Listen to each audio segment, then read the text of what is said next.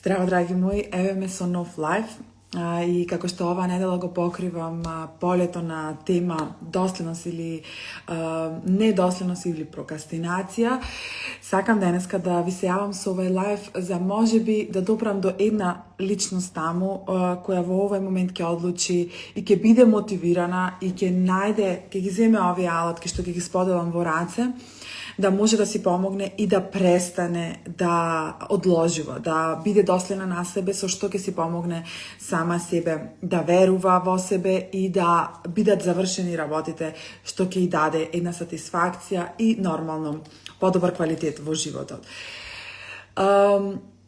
Јас изминативе денови имав поставено прашалник на мојата стори на тема дали прокастинирате, колку прокастинирате, дали сте доследни, така натаму. Неколку девојки притиснаа дека не се доследни и стапи во контакт со нив, затоа што ме интересираше длабоко што е тоа што ги тера да прокастинираат. И ево едната девојка каде што кажува: здраво Кристина, јас имам мотивација, ама мотивацијата те покренува на кратко, што сите знаеме. Кога ќе се изгуби, се пропаѓа во вода, ми фали доследност, да се истуркаат работите до крај, без да се изгуби волја и да го правиме тоа и баш кога не ни се прави. И јас им поставив под прашање исто така, што е тоа, која емоција им се јавува, што се случува во нивното тело.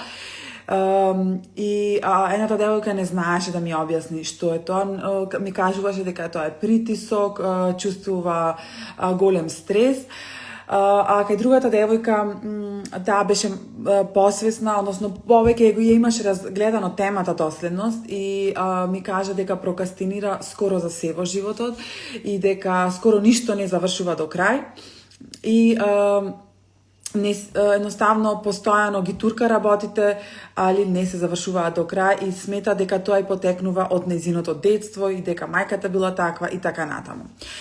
Што сакам да кажам денес со овие примери? Сигурно се наоѓате во ситуација да сакате нешто да направите и само да почнете, вашиот ум ќе ви даде инструкции како нешто друго подобро би било да направите и ќе седнете, ќе скролате на TikTok, ќе гледате видео со мачки или што и да е, или ќе гледате некоја занимација, едноставно нема да го направите тоа што треба да се направи. Дали тоа да ги сортирате документите во фиока, да се јавите на доктор, да направите некои appointments или некои термини, да завршите нешто што е битно, ама ви е досадно, или да одите на тренинг, или некои така секојдневни активности. Што се случува? Зошто прокастинираме? Дали навистина сме глупави? Знаеме дека има цел, знаеме дека ќе дојдеме до резултат ако продолжиме, но не го правиме тоа. Или често сме имали резултати, сме ги видели, но повторно прокастинираме. Што е тоа што не тера да престануваме да го правиме нештото? Постои една емоција која се јавува кај нас во нашето тело. Значи, ние не сме недоследни или не прокастинираме, ние сме под стрес. И заприметете, секој пат кога ќе сте под некој акутен стрес, работите знаете да ги фрлате лево десно и да не се завршат добро. Или ако тлее некој хроничен стрес во вас, дали е тоа финансиската состојба, дали е несогласицата со партнерот, дали е не ви се допаѓа работата и ве фрустрираат колегите, дали е тоа некој здравствен предизвик на родителите, дали е се јавува некој предизвик кој е хроничен, се повторува постојано и не ве тера да не ги извршувате до крај работите, или па постои некоја травма која се јавува и доаѓа до израз кога треба нешто да почнете. Јас имам една клиентка која ми се јави со оваа тема, која сака да пишува книга, таа пишува поезија и така натаму и сака таа книга конечно да ја објави. И сега ја привршува и треба да ја да ја оформи за да ја предаде на лектор, но тоа не го прави тоа. Ми кажува секој ден кога ќе седнам, возбудена сум за тоа да седнам да ја направам и секој ден кога ќе седнам ме фаќа таква нервоза, одма помислувам дека тоа нема да биде добар продукт, кој чита поезија, која сум јас да пишувам поезија и така натаму, и едноставно се вртам во круг, ми се јавува такво негативно чувство и го поминувам потоа времето сати во скролање, во слушање некои подкасти и така натаму, значи го одложувам времето за да го направам тоа и влегувам во тој невидлив круг, што се јавува кај сите нас кои прокастинираме, а тоа е кога ќе ги одложиме некои работи и ќе не дојдат на наплата, односно ќе не сочекаат таму, кога навистина ќе видиме дека 5 месеци не сме ги провериле сметките или документите или нешто битно што ни било, тогаш ќе не фати уште поголема паника, тогаш ќе ни се јави уште поголемо чувство дека не вредиме и ќе не потсети на сите тие болки кои ги имаме во секојдневието и можеби на тој акутен или хроничен стрес или на таа траума која носиме во нас. И затоа јас верувам дека првенствено дека се менува, така и ние се менуваме, така се менува и нашата навика да прокастинираме или да не бидеме доследни. Затоа што тоа е само една навика која е всушност поттикната од механизам за да се чувствуваме подобро. Значи, тоа е механизам само што не одвојува од тој стрес што ќе ни се случи доколку седниме и се концентрираме на некоја тема, направиме нешто, или почнеме да вежбаме, или отвориме собствен бизнис, или се погрижиме за нешто што треба да се погрижиме, а е досадно, не ни се допаѓа така натаму. Ние го одложуваме тој стрес, кој исто така не потсеќа на тоа колку не вредиме и на тие акутни или хронични стресови. И сега, додека пишував со девојките, кои ви споменав на почетокот, кои ги прашав, добро, какво чувство ви се јавува во ситуација кога прокастинирате? И на што ве потсеќа тоа чувство, каква сензација се јавува во тело и така натаму, за да дојдеме до момент дека ги потсеќа на тоа дека не вредат, дека не се доволно добри, која сум јас и така натаму. И тука се вртат во круг и пробувајќи да го избегнат тоа чувство се зголемува. Е тој круг што се повторува постојано и постојано. Како сега да излеземе од оваа ситуација? Затоа што верувајте, кога сме ние под стрес, се јавува тој механизам во нашето тело, во нашата глава, fight, flight или freeze механизам. Епа freeze или замрзнување е механизам на прокастинација. Значи во момент кога нешто ни се јавува голем стрес или нешто што ни изгледа стресно, ние само замрзнуваме и не сакаме да направиме акција. Тоа се случува и треба да го препознаеме во даден момент и како да излеземе од оваа ситуација. Чекорите се многу едноставни, дури навидум толку едноставни што ќе ми кажете добро, Кристина, јас треба ова и ова да го правам и тоа ќе се случи, навистина така ќе се случи магијата. Да, навистина ќе се случи магијата и сега ќе ви кажам зошто. Првиот чекор што треба да го направите во моменти кога се чувствувате дека прокастинирате, треба да се фатите во тие моменти и да кажете, окей, ево сега повторно треба да испратам имејли, а јас одлучувам да скролам на Инстаграм. Окей, фати се во таа ситуација и почувствувај како се чувствуваш внатре во себе. Значи, не ти е пријатно да ги испраќаш досадно или што и да е тоа со имејлите. Во дадениот момент, едноставно прости си. Прости си дека си поминала 2 часа на скролање, а не си ги спратила имејлите. Едноставно опрости си за таа ситуација и ова е научно докажано. Правена е студија каде што ги имале истражувано студенти кои си простувале себе за тоа што прокастинираат и следниот испит, следниот тест им бил многу подобар и постигнувале многу поголеми резултати. Зошто? Замислете сега тоа е релација сами со сами. Замислете тоа кога, не знам, вашиот партнер ги става чорапите на сред соба и тоа стално го прави. И ти му кажеш, па добро, што тебе ти фали, секој пат ги оставаш чорапите на сред соба, види како се однесуваш, бла-бла. Што ќе направи на таквото однесување како реакција? Значи, едноставно ќе се замрзне или ќе се брани, но нема да биде следен пат подобро. Значи, нема да престане да прокастинира. Затоа што стилот на кој се обраќаме према него не е соодветен. Е така исто спрема себе. Доколку се фаќаме по 500 милиони пати дека прокастинираме за една иста работа, само прифатија, почни од нула, од 0 point и сега прости си за таа ситуација и за секој пат претходно. И ќе видиш како следен пат ќе си дадеш простор и таа емпатија спрема тебе да ја создадеш да не ја направиш истата грешка. Значи, ќе биде минимален чекор, минимална нијанса подобро него да не си простиш. И ова е научно докажано, има психолошка подлога во позадина. Луѓе, мене ми е многу тешко да зборувам на оваа тема и да бидам емпатична со моите клиенти кога станува збор за дисциплина, за доследност и прокастинација. За сите други теми мислам дека можам да се поистоветам, се наоѓам во слични ситуации, ама кога се работи за дисциплина, јас на вистина ми е тешко да се ставам во нивна кожа и да му кажам, добро, како не можеш да го направиш тоа, само едноставно направи го, не размислувај, ама не е тоа така. И затоа правам огромни истражувања на темава за да дојдам во ваша кожа, да се поставам и да можам да ви помогнам поблиску. Затоа што јас на вистина сум личност која има изградено таков механизам, која не го слуша тој тој дел од умот што ќе ме наговори да направам нешто друго или да одложам. Значи, едноставно не го слушам. И сум се навикнала да тој глас е тивок и секој пат станува потивок и мислам дека мојот ум знае дека и јас, ова свесното јас, го води кога станува збор за дисциплина, за некои работи што сакам да ги направам. Значи, имам многу малку работи во животов кои не ги правам или сум недоследна, ама не можам ни да најдам некои работи. Сигурно сум одлучила за нив да не бидам доследна. Не било тоа од некоја избегнување на стрес и така натаму.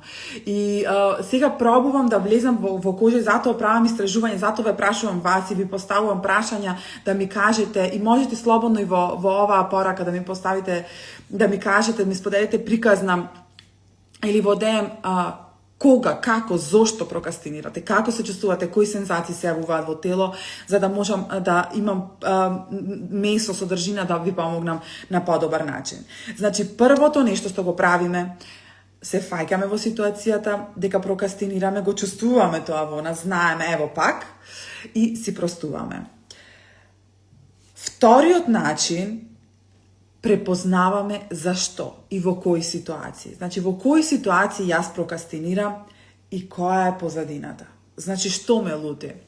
Исто така, ево пример ќе ви кажам, кога работевме со една моја клиентка на тој мапинг, од каде доаѓа емоцијата, таа не можеше да препознае од каде и зошто, и потоа со длабоки прашања додовме до моментот дека таа прокастинира да им се јави на нејзините родители. И цело време мислеше дека тие се досадни, не ја разбираат, бла-бла, до еден момент не свати дека татко, незиниот татко има преголема очекувања од неа во однос на кариерата и финансиите, и секој пат кога ќе стапи во контакт со него, ја потсеќа на тоа колку не постигнала. Значи, дека не ги постигнала целите што тој ги очекувала или таа сама што ги очекувала со себе.